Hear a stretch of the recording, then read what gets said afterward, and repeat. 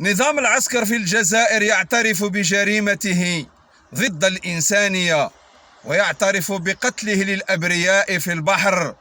بعدما التزم الصمت لمدة 5 أيام خرج ببيان تافه، ببيان لا يصدقه أي عاقل أو راشد فوق الأرض.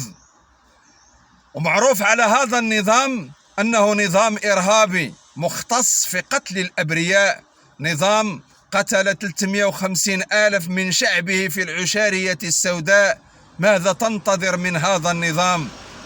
لكن هنا سؤالي موجه للمسؤولين في المملكة المغربية: أين كانت البحرية الملكية في مراقبة الحدود البحرية بيننا وبين هذا النظام، أو إن صح التعبير بيننا وبين الجزائر؟ لو كانت هناك مراقبة لما وقعت هذه الكارثة. رحم الله الشهداء